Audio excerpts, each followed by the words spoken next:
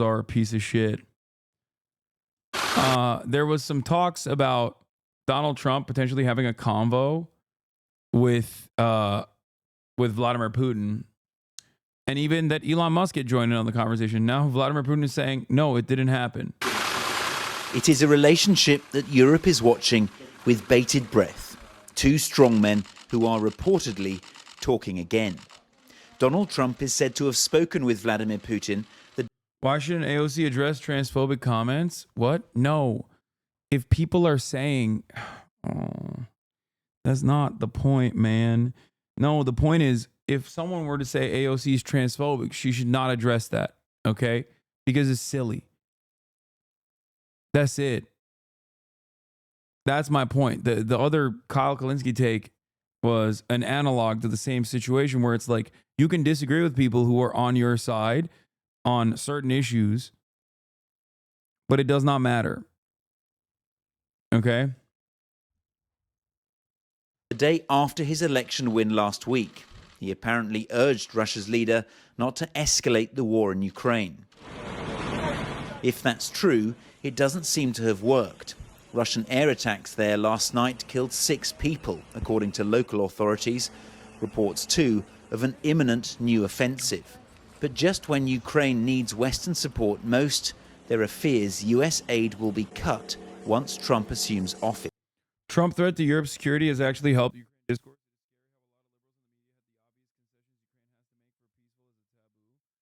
Absolutely extraordinary saying the quiet part out loud moment. Remember Thierry Breton, who until recently was one of the top EU officials? He just admitted on French TV that before Trump's election, in the EU, institutions have absolutely no right to speak about stopping the war in Ukraine. But now that Trump is elected, he rejoices he can finally speak up about it. Think about what that reveals about the EU today. We can't even openly speak up about, let alone act towards ending a war on our own soil if it's not U.S. policy. Beyond insane. That's the full quote. I was listening to you before returning here, and I said to myself while looking at you, it's all incredible. The elections took place yesterday, and today we're talking about something that we did not want to see, that we could not conceive, meaning the conditions to stop the war in Ukraine. It was again something that we didn't even allow ourselves to mention. In any case, I can tell you, in the European institutions, it was something that was really something on which we had absolutely no right to speak of. And well, now, here it is. What happened? Is the microphone busted?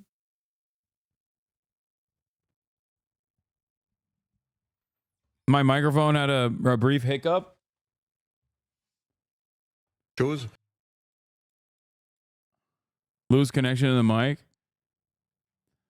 Yeah, in any case, I can tell you in the European institutions, it was something that was really something on which we had absolutely no right to speak. And now here it is. We are here. Trump is an accelerator. We are witnessing an acceleration. So the thing here is that, or I guess the position that's interesting here is that, like, Ukraine is running out of manpower to fight this war regardless. Ukraine is running out of manpower to fight this war, which is something that American officials are aware of.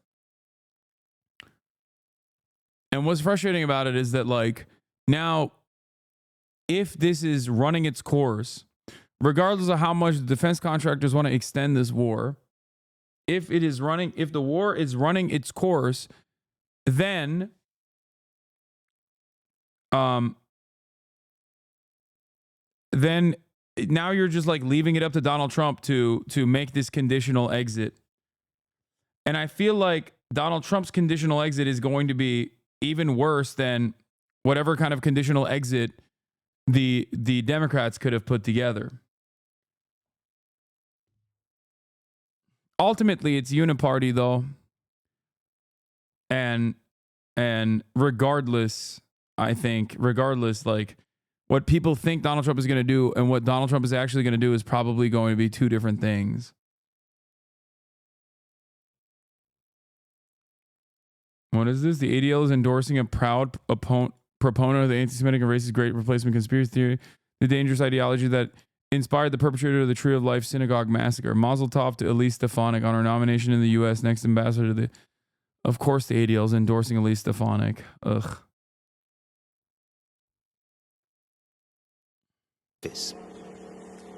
Commemorating other wars in Europe, Kiev's allies remained upbeat.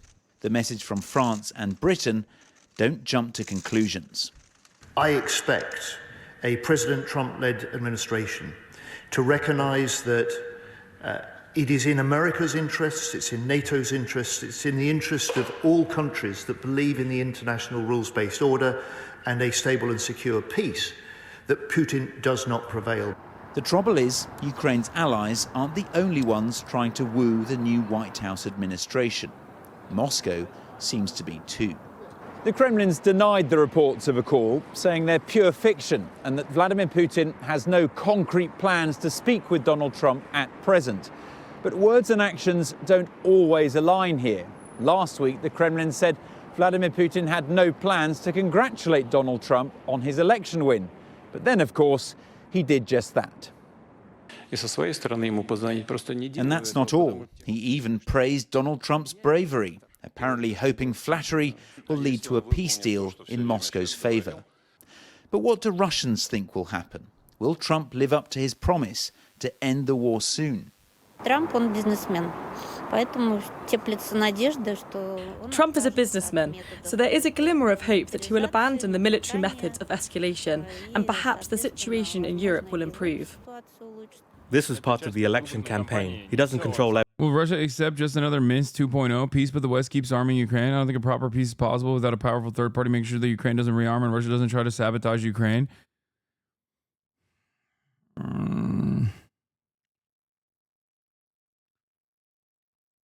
I think that no matter what happens, that framing in and of itself is already already a little slanted. I just don't think that I don't know. I'm just being honest with you guys. I don't know how this ends. I just don't think that it will end in a way that is good. Okay? That's it.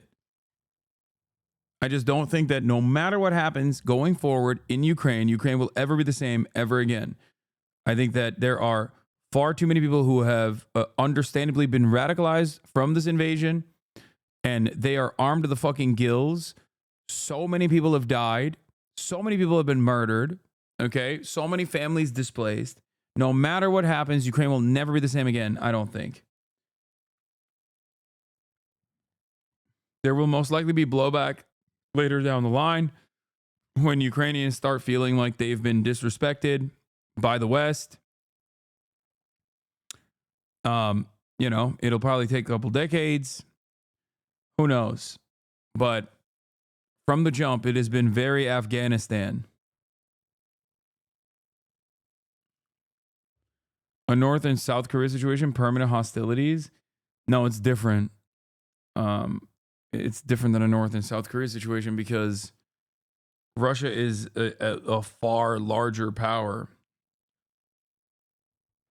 than Ukraine. Russia is a regional leader. And beyond that, has a shit ton of people, a defense manufacturing industry.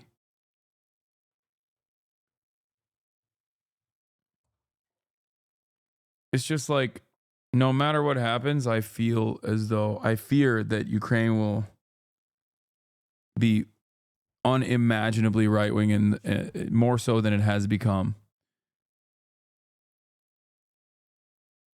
Yeah, Ukraine as a nation state has been permanently crippled. The demographic crisis alone has created an inescapable spiral. It's so completely fucked for the country and the people. Yeah.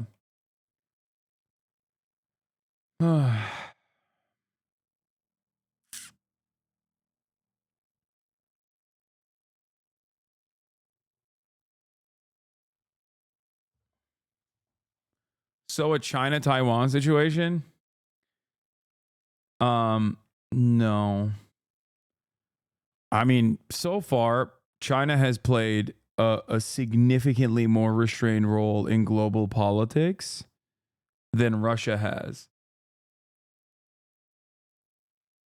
Mersheimer says the results of this war will be dependent on the battlefield, not on any election outcome. Russia has lost zero faith in the West and the European third parties to settle this.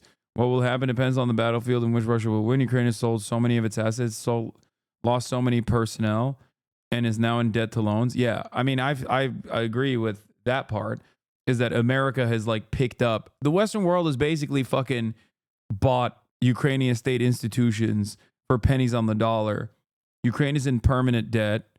Their entire demographics have shifted.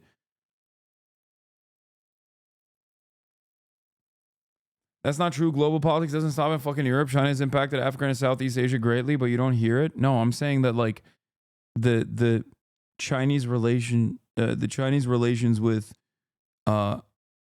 those who are in the orbit of the West have been significantly and dramatically more restrained than Russia's actions in Ukraine. Do you not agree with that? The fuck?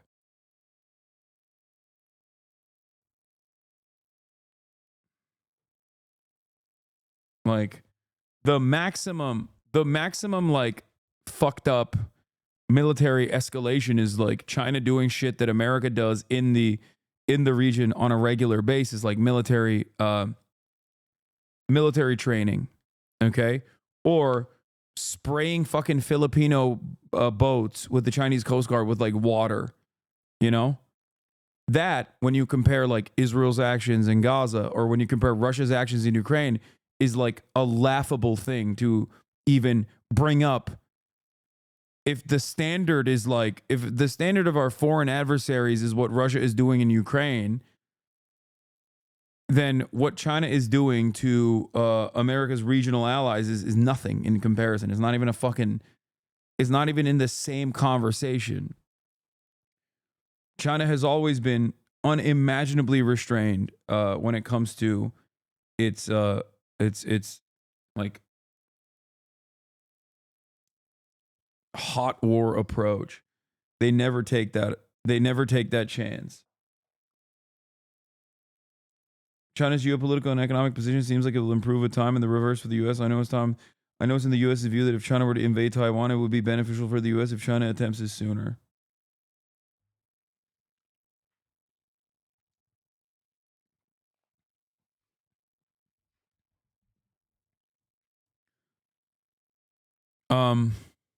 Yeah.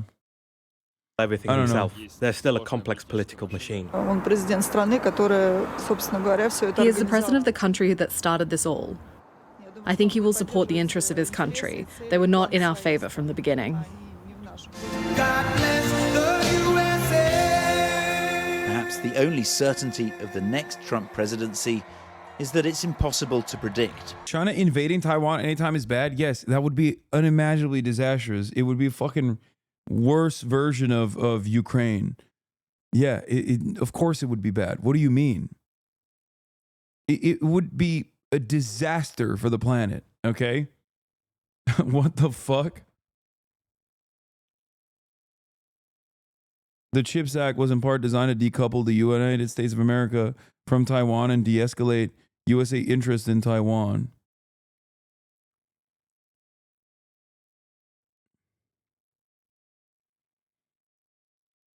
What do you suggest to Ukraine's political parties given the election? I fucking don't know.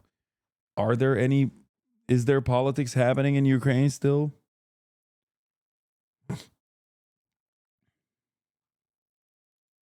So right now, all sides are hoping for the best. Ivor Bennett, Sky News in Moscow. There was new fighting in Gaza overnight as